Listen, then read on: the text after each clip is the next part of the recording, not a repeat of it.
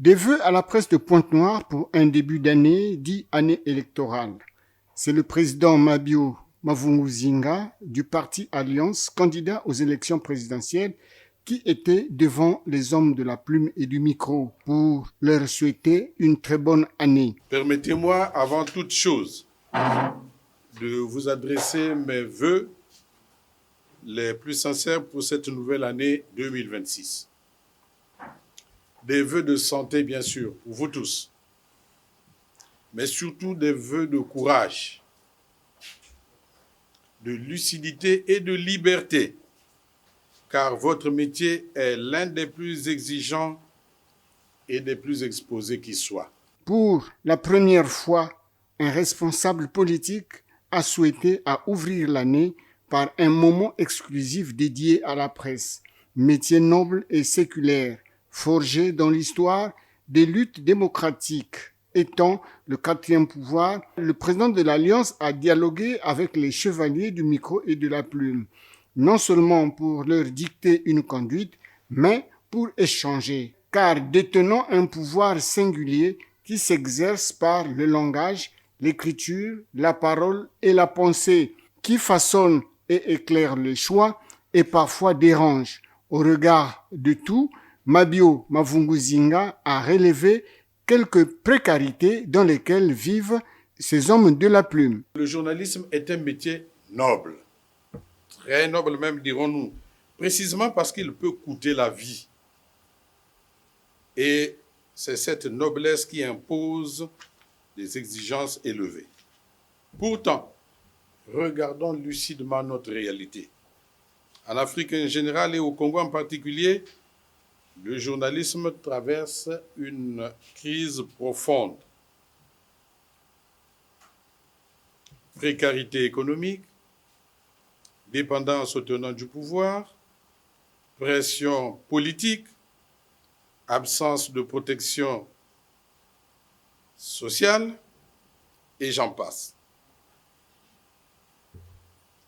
Mais il arrive aussi des moments où le journaliste devient un griot quand il renonce à l'investigation, quand il se contente de relayer sans vérifier.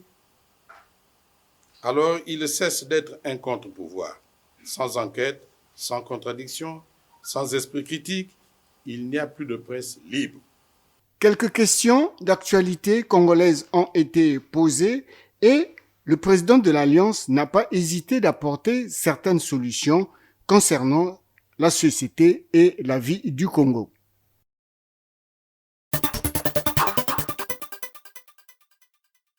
Ancien inspecteur principal des douanes, chevronné, humaniste et homme politique qui a conduit une grande carrière politique sur ses épaules, ne peut dormir tranquillement sur ses lauriers. Il partage son temps avec les peuples, plaçant le Congo au-dessus de tout et en fervent défenseur de l'unité nationale. Il n'hésite pas à apporter son soutien et partager son dévolu avec tous les peuples. Fervent chrétien, il a partagé sa matinée du dimanche avec les chrétiens de la paroisse Saint-Christophe de Mvumvu, avec lesquels il a suivi la messe et la prêche de la journée. Sur les motivations de cette participation, voici Mabio Mavunguzinga qui s'explique. Nous sommes venus en ce lieu sacré, rendu sacré par nos pensées, notre conduite, d'abord pour communier avec les hôtes cosmiques, mais aussi et surtout pour emboîter le pas du Christ, tout simplement. Or, le Christ, quand il partait, qu'est-ce qu'il nous a dit? Je vous donne ma paix, je vous laisse la paix. Merci. Pour l'abbé Benjamin Sambanou, la messe de dimanche a pour objectif d'apporter la lumière à tous les chrétiens et de les conscientiser, non seulement pour la politique, mais pour le bien-être de toute la population. Chaque dimanche, nous avons toujours célébré notre messe, la messe normalement, indépendamment des contingences historiques du temps. La messe dominicale n'est pas liée au fait des échéances électorales. Il faut lever cette ambiguïté. Si je retiens ce que le président de la célébration a dit, il nous a rappelé que nous sommes des serviteurs et nous devons l'être résolument au service de la paix, de l'unité, de la réconciliation, de la justice, du droit et au service du pardon. Il a beaucoup insisté sur le Christ qui est l'agneau de Dieu qui prend sur lui nos péchés. Et en prenant sur lui nos péchés, il nous ouvre le chemin du pardon. Et il nous a invités au pardon, que les uns des autres s'approprient cette vertu théologale qu'est le pardon. Alexandre Honoré Paka et François Ndouna, respectivement ministres représentants du chef de l'État dans le département de Pointe-Noire et du Kwilu, et maire de la ville de Mosenjo, homme d'affaires, patron de plusieurs entreprises, ont été faits docteur honoris causa par le conseil académique de la CONACES, International University Harvard Christians, en présence du Premier ministre, chef du gouvernement, des membres du gouvernement, des préfets de Pointe-Noire, du Kwilu et de la Bouenza, de la présidente du conseil municipal et départemental de Pointe-Noire, maire de la ville de Pointe-Noire, et de plusieurs invités venus assister à cette distinction honorifique qui résulte des œuvres des personnes honorées. Maire d'arrondissement au préfet, en passant par être commissaire politique, attaché politique, homme d'affaires, chevronné, créant plusieurs entreprises, octroyant près de 3000 emplois à la population, la réhabilitation de certaines infrastructures et édifices publics, voilà ce que leur a valu l'honneur d'être décoré ce jour. Il s'est de signaler que la CONACES est une organisation internationale consultative des Nations Unies, organe qui traduit et transmet les valeurs de paix. Tout ceci a été sanctionné par un culte œcuménique à la paroisse évangélique de Mvumvu, où confessions religieuses de l'œcuménisme et de la COSERCO ont adressé des prières pour le bien-être des Congolais et pour le bien-être du pays, surtout que nous sommes à l'orée des échéances électorales. Construite entre les années 31 et 34, la gare centrale de Pointe-Noire fut inaugurée le 10 juillet 1934, à l'image de la gare de Deauville en France, construite pratiquement à la même époque. La gare centrale de Pointe-Noire marque le terminus et le départ du chemin de fer Congo-Océan, un des monuments de la ville, sinon du chemin de fer Congo-Océan, qui tombe en ruine devant tout le monde. Responsable du chemin de fer Congo-Océan est responsable de la ville. Le bilan du chemin de fer Congo-Océan n'a pas encore été déposé sur la table, ce qui marquerait la fin de cette société, ce qui vient à dire que la société vit encore. À la direction générale de celle-ci, le monde travaille. Considéré hier comme colonne vertébrale de l'économie congolaise, le chemin de fer Congo-Océan a connu beaucoup de transformations, beaucoup de mouvements. Chemin de fer Congo-Océan, ATC, Agence transcongolaise de communication, car reliant les pays de l'Afrique centrale, nous avons cité la RDC, le Tchad, le Centrafrique et le Cameroun, en passant par le port autonome de Pointe-Noire, unique port en eau profonde de la sous-région. Mais depuis les tristes événements que le pays a connus, la mise en œuvre de la route lourde en fait que le chemin de fer Congo-Océan connaisse une baisse considérable d'activité. Les agents d'exécution sont pratiquement absents et sans activité. Les agents de maîtrise, eux, sont de moins en moins actifs, même pas à la même vitesse comme dans le vieux beau temps où le chemin de fer était la véritable colonne vertébrale de l'économie congolaise. Par contre, certains cadres de la société sont toujours présents, assurant la permanence quotidienne. Question, est-ce que le chemin de fer Congo-Océan peut se comparer à la route?